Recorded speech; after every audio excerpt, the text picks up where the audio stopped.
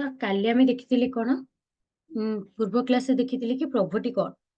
ତ poverty means କଣ ହେଇଥିଲା ଆମେ ଦେଖିଥିଲେ ଯୋଉମାନେ ଖାଦ୍ୟ ପାଉନାହାନ୍ତି, ବସ୍ତ୍ର ପାଉନାହାନ୍ତି, ରହିବା ପାଇଁ ଘର ନାହିଁ, ଏଇ ସବୁ ଯୋଉମାନେ ସବୁ ପ୍ରୋବ୍ଲେମ ଫେସ୍ କରୁଛନ୍ତି ତ ସେ ତାଙ୍କୁ ପ୍ରଭର୍ଟି କୁହାଯାଉଥିଲା। ତ ପ୍ରଭର୍ଟି ଜାଣିଥିଲେ ଯେ ପ୍ରଭର୍ଟି କାହାକୁ କୁହାଯାଏ। ଏଇ ଯୋଉ ପ୍ରଭର୍ଟି କମେଇବା କେମିତି ଆଜି ତା ଉପରେ ଡିସ୍କସନ କରିବା। ତ ପୂର୍ବ କ୍ଲାସରେ ଯାହାର କିଛି ବି ଡାଉଟ୍ ଅଛି ତ ପଚାରି ପାର।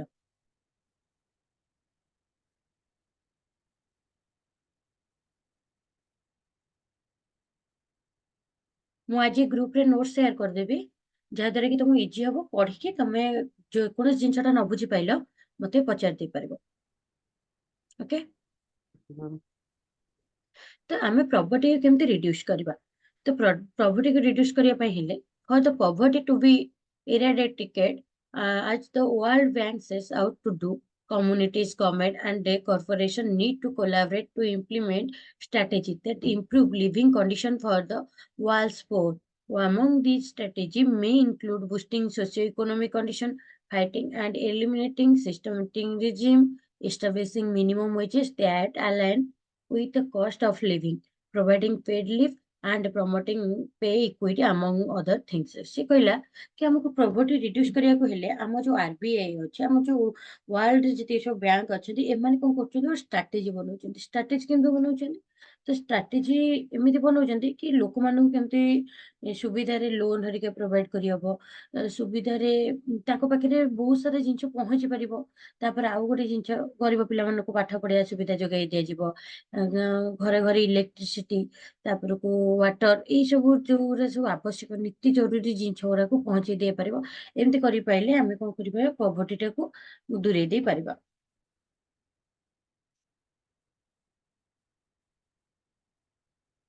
ତାପରେ କହିଲା what countries have the highest poverty rate। ତ କୋଉଠି ଅଧିକାଂଶ ପ୍ରଭର୍ଟି ଦେଖାଉଛି, କୋଉ ଦେଶରେ ବହୁତ ସାରା ପ୍ରଭର୍ଟି ଅଛି, ତ ତାର ଗୋଟେ ପରସେଣ୍ଟେଜ ମପାଯାଏ, 100% ରୁ କି ମାପା କରାଯାଏ କେଉଁ ଦେଶରେ କେତେ ହେଲେ। ତ ସେଇ ଅନୁଯାୟୀ ବଣ୍ଟା ବା ଦୃଷ୍ଟିରୁ ଦେଖିବାକୁ ଗଲେ ତ କୋଉ ଦେଶରେ ଅଧିକ ପ୍ରଭର୍ଟି ଆମେ ଦେଖିଛେ।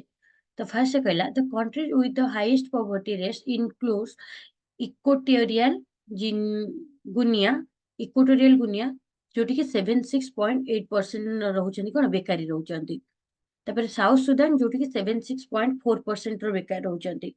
ଏଇଟା ହଉଛି ସରି ମଦଗେଶ୍ୱର, ଯୋଉଠିକି 70.7% ରହୁଛନ୍ତି। ଆଉ ଗୋଟେ ହଉଛି ଗୁନାନିଆ ବିଶ୍ଵା, ଯୋଉଠି 69.3%। ଆଉ ଗୋଟେ ହଉଛି ଇରିଟେରିଆ, 69.0%। ତ ତମ ଏକ୍ସାମରେ କ୍ୱେଶ୍ଚିନ୍ ଆସିବ କି କୋଉ ଦେଶରେ ଅଧିକ ପୋଭର୍ଟି ଦେଖାଉଛନ୍ତି, କୋଉ ଦେଶରେ ମ୍ୟାକ୍ସିମମ୍ ପୋଭର୍ଟି ଦେଖାଉଛି, ତ ତମେ ଏଇ 4-5ଟା ମେନସନ କରିଦେଇପାରିବ।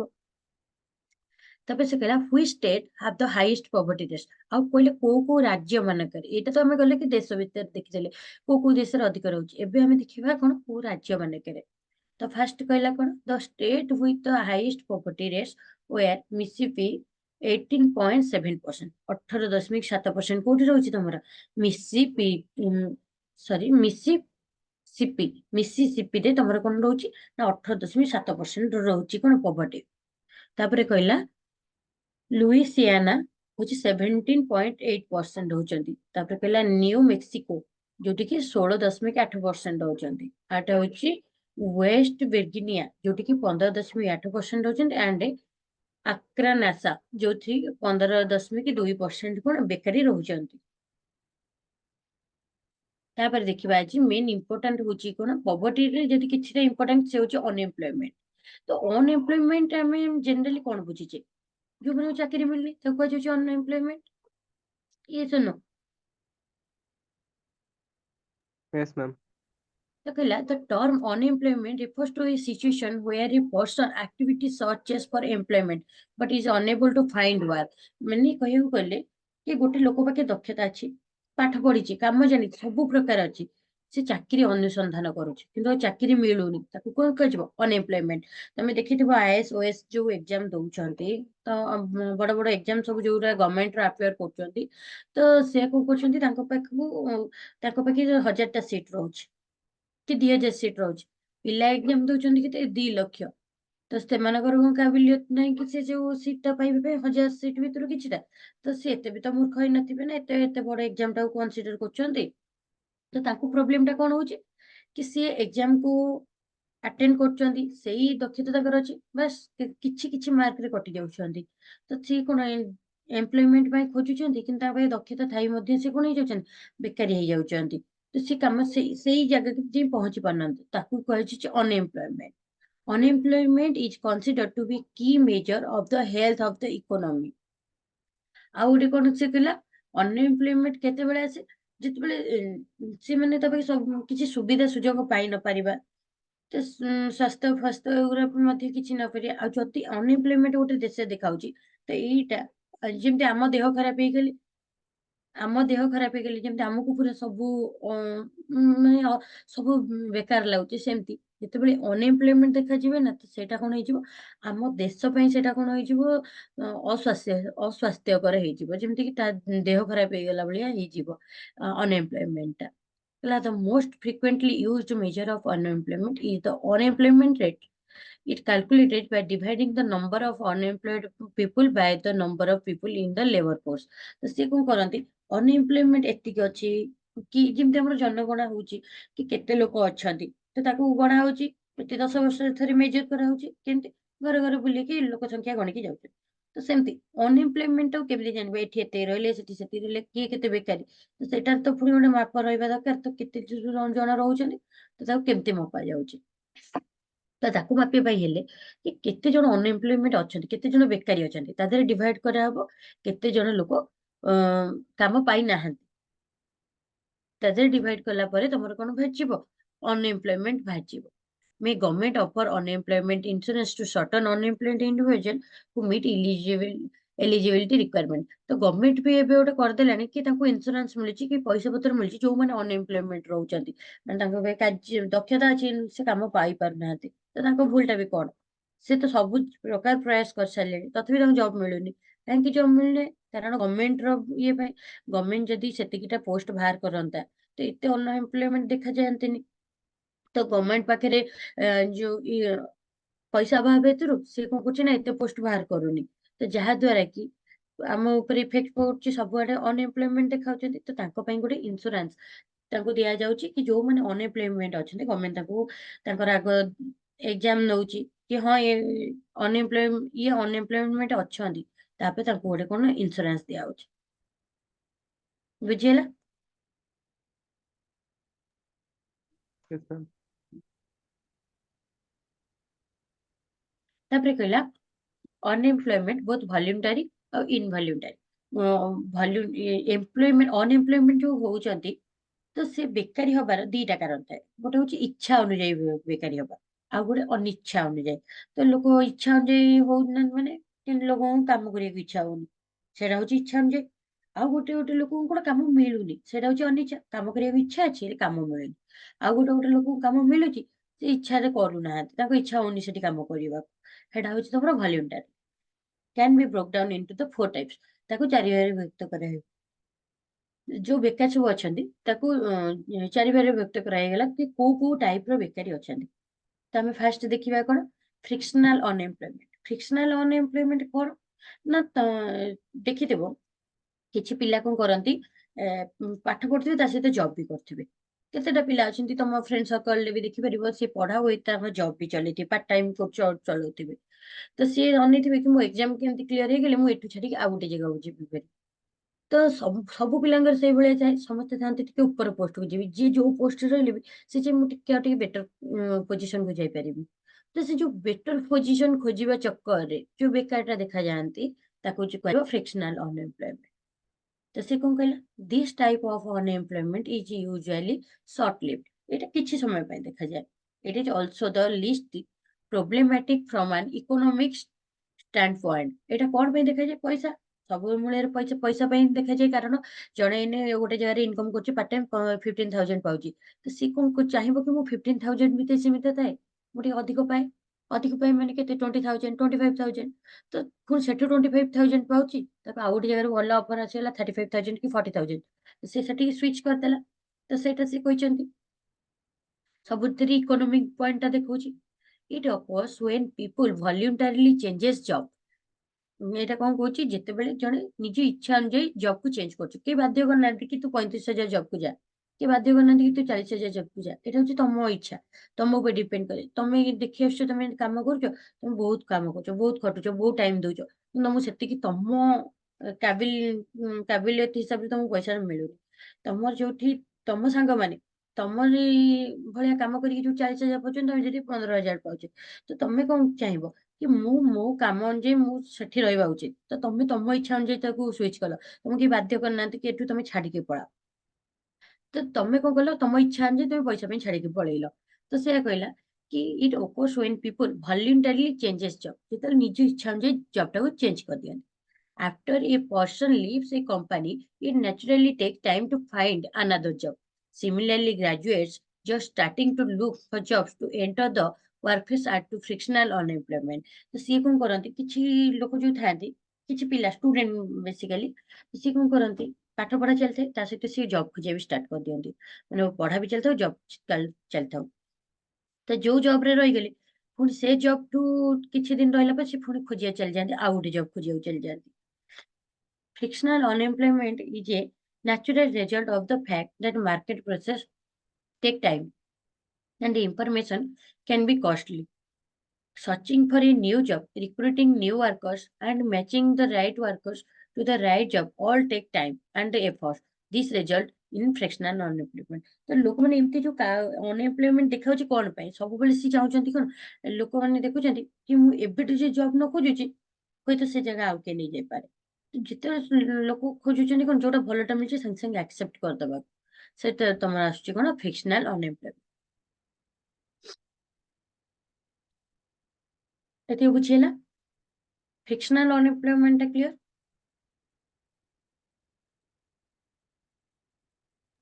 Yes, ma'am.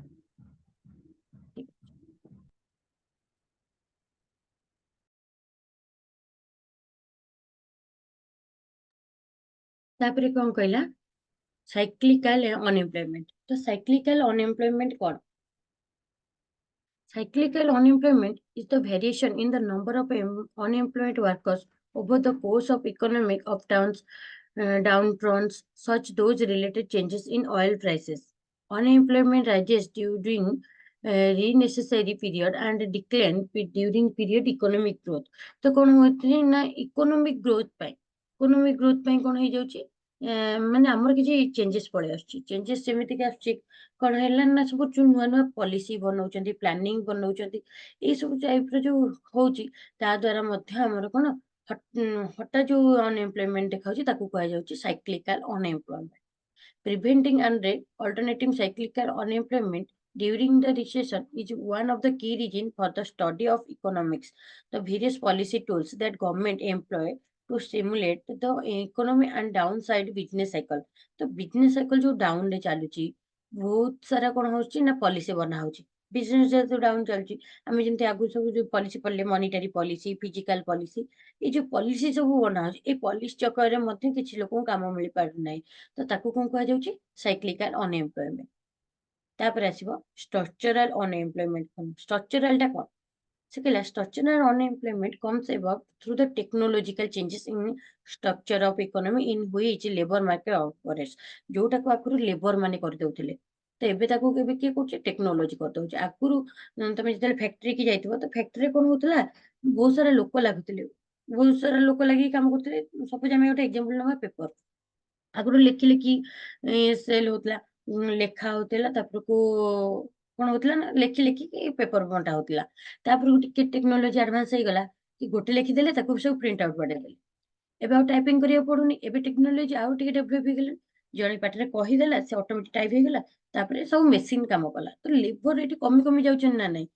ଜଣେ ଟାଇପିଂ କରୁଥିଲା, ତାକୁ ଜଣେ ଏଡିଟ କରୁଥିଲା, ତାପରେ ଜଣେ ପଠଉଥିଲା। ଏଠି ଗୋଟେ ଲୋକ ଚାହିଁଲେ ମେସିନ ଧରିକି ସବୁତିକ କାମ କରିପାରୁଛି। ତ ଲେବର କମିଲେ, ତ ଏଥିପାଇଁ ଯୋଉ ଅନଏମ୍ପ୍ଲୟମେଣ୍ଟ ଦେଖାଗଲା, ସେଇଟା ହଉଛି structural unemployment. Technological changes can lead unemployment among the workers displaced from jobs that are no longer needed. Example of such changes include replacement of horse-drawn transport with automobiles and automation of manufacturing। ତମେ ଦେଖିଥିବ ଆଉ ସବୁ କଣ, ଆଗରୁ ଲୋକ ଘୋଡା ଗାଡିରେ ବି ଯାଉଥିଲେ, ତାଙ୍କୁ ଦିଟା ଲୋକ ଦରକାର ହଉଥିଲା, ସେଇ ଚାକିରି କରୁଥିଲେ। ଏବେ ସବୁ କଣ ଗାଡି ସବୁ ନିଜେ ଯାହାର ଗାଡି ଧରିକି ପଳଉଛନ୍ତି। ଏବେ କି ତାଙ୍କ ଉପରେ ଡିପେଣ୍ଡ କରୁନାହାନ୍ତି। ତମେ ଆଉ ଗୋଟେ ଇଏ ଦେଖିପାରିବ, ଲୋକ ଆଗରୁ କଣ ହଉଥିଲେ, 5-6 ଜଣ ମିଶିକି କୌଣସି ରୋଡ କାମ ହେଲେ କି ଯୋଉ ଚାଷ ବାସ ହେଲେ ବି ଲୋକ ଦରକାର ହଉଥିଲେ। ଏବେ ସବୁ କାମ ମେସିନ, ସବୁ କାମ ମେସିନ କରିଦଉଛି। ତ ଲୋକଙ୍କର ଆବଶ୍ୟକତା ପଡୁନି।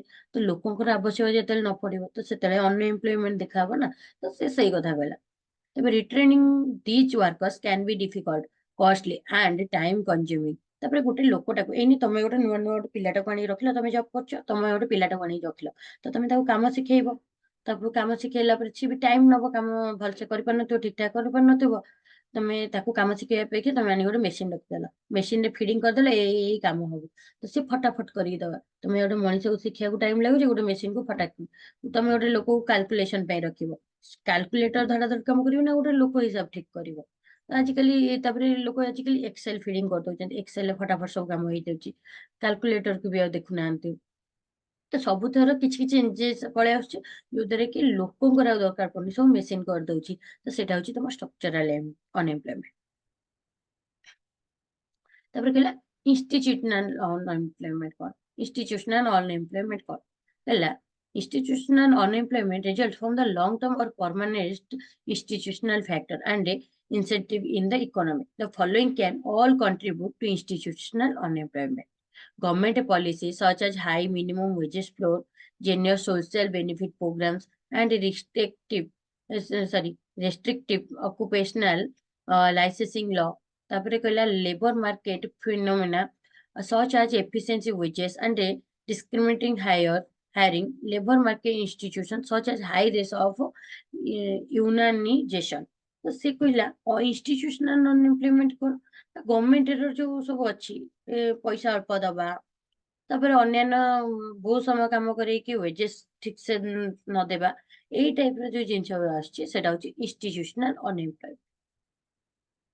କ୍ଲିୟର? ଚାରିଟା ଅନଏମ୍ପ୍ଲୟମେଣ୍ଟ ଭିତରୁ କାହାର କିଛି ଡାଉଟ ଅଛି?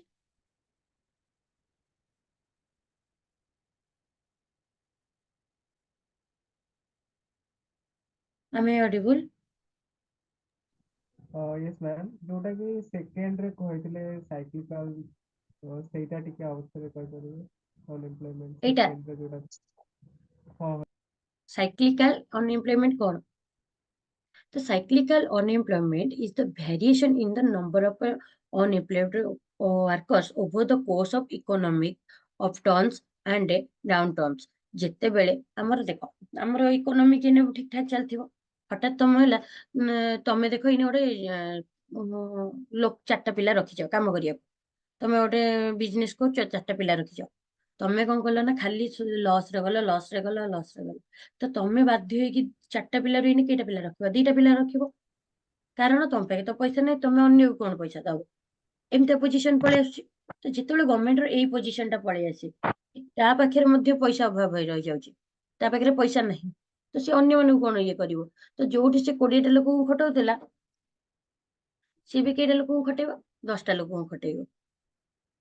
ତ ସେଇଆ କହିଲା ଯେ cyclical unemployment is the variation in the number of unemployment workers over the course of the economic upturns and downturns.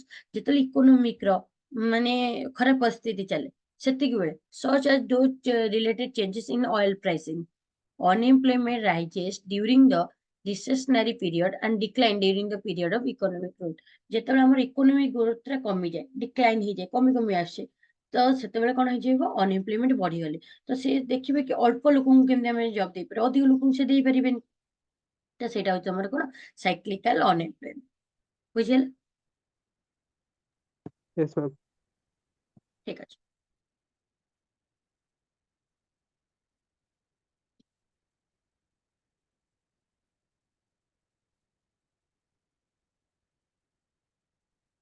ତ ସେ କହିଲା ହାଉ ଟୁ ମେଜର ଅନଏମ୍ପ୍ଲୟମେଣ୍ଟ, କେମିତି ଆମେ ଅନଏମ୍ପ୍ଲୟମେଣ୍ଟଟାକୁ ମାପି ପାରିବା ଅନଏମ୍ପ୍ଲୟମେଣ୍ଟଟାକୁ।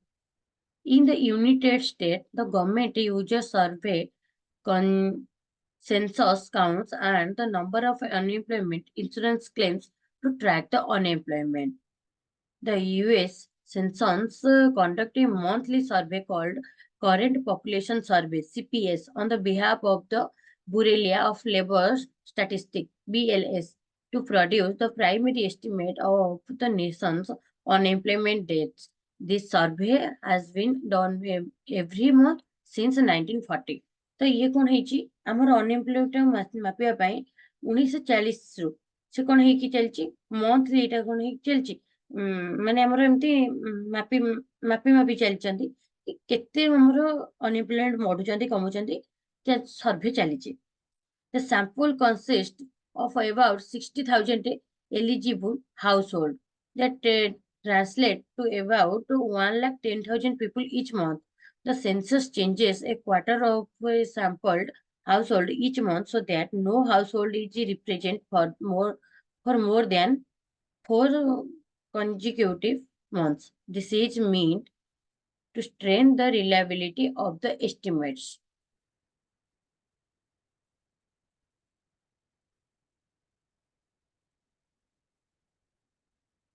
Screen visible होची. Yes, ma'am, visible ଅଛି.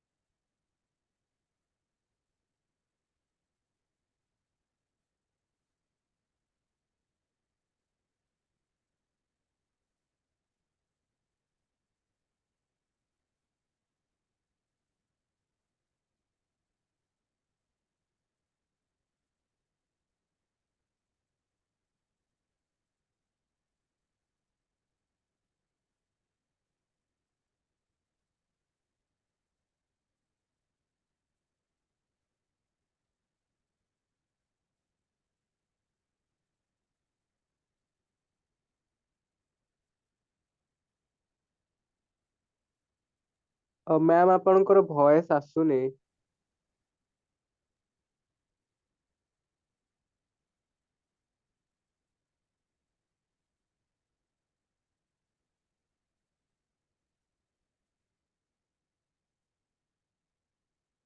Clear है बस.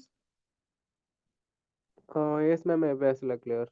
तो नेटवर्क इश्यू रोचे आई थिंक गोटे मिनिट में देखुची.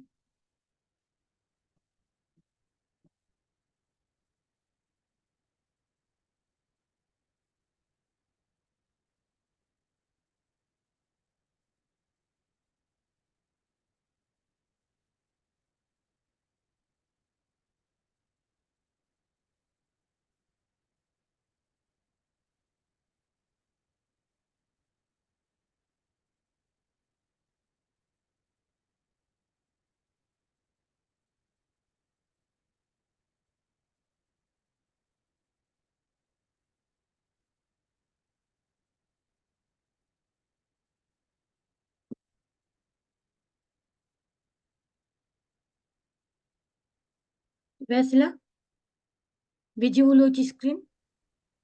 हाँ विजिबल. अच्छा yes अच्छा. ma'am. हाँ तो आम कौन देखुले कि how to measure the unemployment को किभली भाबे मापी जाई परिबा.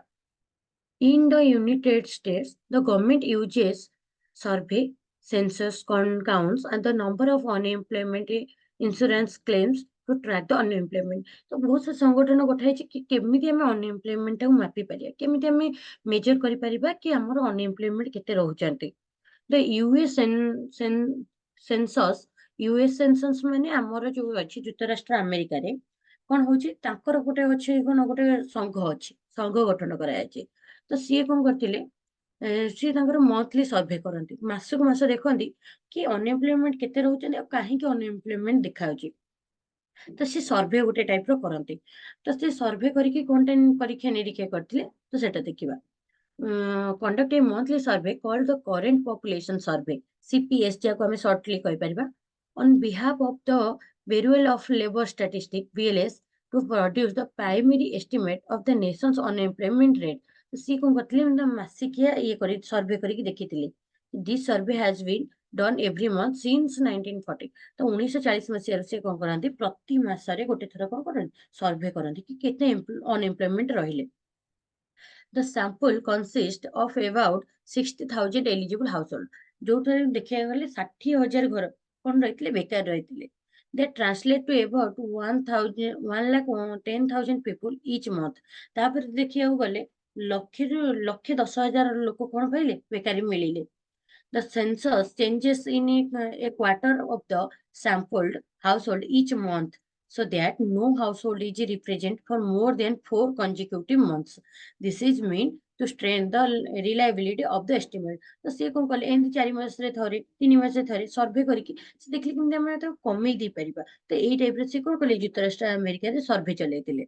Many variation of the unemployment rate exist with different definition. Who is unemployment person and who is the labor force.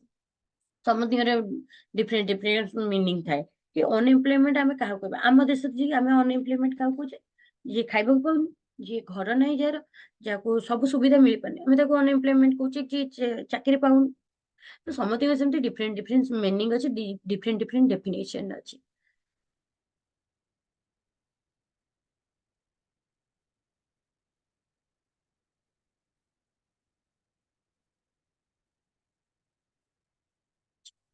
network issue ହଉଛି. ତାପରେ ସେ କହିଲା the village commonly cities the U3 unemployment rate defined as the total unemployment as a percentage of civilian labor force as the official unemployment rate. However, this definition does not include discouraged unemployment workers who are no longer looking for work. ଆଉ ମଧ୍ୟ ଗୋଟେ ଜିନିଷ କଣ ସର୍ଭେରୁ ମିଳିଲା କି ଅଧିକାଂଶ ଲୋକ ଚାହୁଁନାହାନ୍ତି ଚାକିରି କରିବାକୁ. ଅଧିକାଂଶ ଲୋକ ଇଚ୍ଛା ହିଁ କରୁନାହାନ୍ତି ଜବ୍ କରିବା ପାଇଁ. Other categories of unemployment include discouraged workers and part-time or unemployment workers who want to work full-time but for economic reason are unable to do so. तो कौन होची प्रोब्लेम मेनली किछि पिला अछंती जो माने को भल अछि कि हमें पार्ट टाइम करे काहेकि ताको स्टडी हो थाई पारे होय तो ताकर मनोरंजन भी थाई पारे. आउ किछि पिला अछंती काम से पूरा करिया रेडी काम करिया बहुत भल पाजे किंतु ताको पैसा ठीक ठाक मिलनी सेति पे भी मध्य ए सब प्रॉब्लम देखाउची. आउ गोटे से जिनिस कौन कहला underemployed workers who want to work full time but for economic reason are unable to do. आउ गोटे रहला पार्ट टाइम आउ गोटे रहला टोटली ही इच्छा होनी टोटल पार्ट टाइम भी इच्छा होनी कि फुल टाइम भी इच्छा होनी. तो सेति पई मध्ये हमर अनएम्प्लॉयमेंट ता बेसी देखाउची.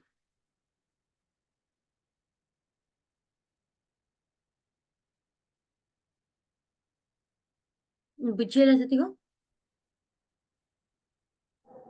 Yes, ma'am. आज टिके नेटवर्क इश्यू रहउची. हां एने देखिबा हमें कोन इन्फ्लेशन. इन्फ्लेशन कौन कहले आमे शॉर्टली ता मीनिंग बुझी परिया. इन्फ्लेशन अर्थ तमर कोनसी प्रोडक्ट तमे पाउछ सस्ता थिबा हठात रेट बढ़ी जिबा तो ताकू कहै छी इन्फ्लेशन. गोटे प्रोडक्ट रो हठात प्राइस राइज करिया को जिबो इन्फ्लेशन. तमे जो कोन जिंसटा 10 टका रे पाउतलो ताकू एने 50 टका रे पाउछ सेटा तमर inflation. Inflation is a rise in prices which can translated as the decline of the purchasing power over time. केतेबेले आमे इन्फ्लेशन केतेबेले कहबा जेतेबेले ता प्राइस ता बढ़ी जिवो आ लोकंकर किनिबा कमी जिवो. जेतेबेले रेट ता बढ़ी जाउची आमे आगरु बहुत सारा किनतले जेमति एसे अपोज ओनियन देखिबा ओनियन एने समस्त किनिबा ठीक रेट ठीक अछि किनिबा तार हठात कोन हबो इन्फ्लेशन हे जिवो तार रेट ता बढ़ी जिवो. सपोज 30 रुपीस अछि तार हे गला 80 90 हे गला. तो लोक कौन करेंगे जो लोक 2 केजी 3 केजी नौतले से कमे दब ना नहीं यार तो अच्छी पैसा तथापि सी कौन कर ठीक कमे दब. तो इन्फ्लेशन केतेबेले तमे जानिबा इन्फ्लेशन हैला से जिंचर प्राइस बढ़िबा और लोकंकर किनिबा कमी जिबा सेडा तमर inflation. Clear. The rate at which purchasing power drops can be reflected in the average price increase of the basket of selected goods and service over some period of time. किछि समय पई कोन हुए केतेटा selective product जोरा तो हम निहाती दरकार हमको चाउल निहाती दरकार हमको पेट्रोल निहाती दरकार एगुरार जो किछि टाइम रे कोन होइता न तो हठात रेट ता बढ़ी जाय. तुम तो एबे मार्केट सर्वे करथु देखु तो दिनु दिन सब जिंस बढ़ी चलछि कोटा कमुनी. तो एई टाइप जिंसटा को हम इन्फ्लेशन कहि परिबा. The rise in prices which is often expressed as a percentage means that a unit currency effectively by less than its in prior to period. Inflation can be contrasted with deflation, which occurs when price decline and purchase. ଆଉ ଇନଫ୍ଲେସନଟା କେତେବେଳେ ଡିଫ୍ଲେସନକୁ convert ହେଇଯିବ ତା ଅପୋଜିଟଟା ହେଇଯିବ। ଯେତେବେଳେ price ବଢୁଛି ଜିନିଷ କିଣିବା କମୁଛି ତମର ଇନଫ୍ଲେସନ, ଯେତେବେଳେ ପ୍ରାଇସ୍ କମିବ ଲୋକଙ୍କୁ କିଣିବା ବଢିଯିବ ସେଇଟା ହଉଛି ତମର ଡିଫ୍ଲେସନ। ତ ଇନଫ୍ଲେସନ ଡିଫ୍ଲେସନ ଯେତେବେଳେ ପଡିବ ତ ତମେ ସେଟା ଲେଖିପାରିବ ନା ନାଇଁ?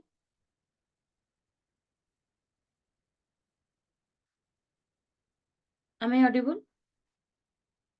Soumya? Yes, ma'am. Voice clear ଅଛି। ହଁ, ତ ଇନଫ୍ଲେସନ କଣ ବୁଝିଲ?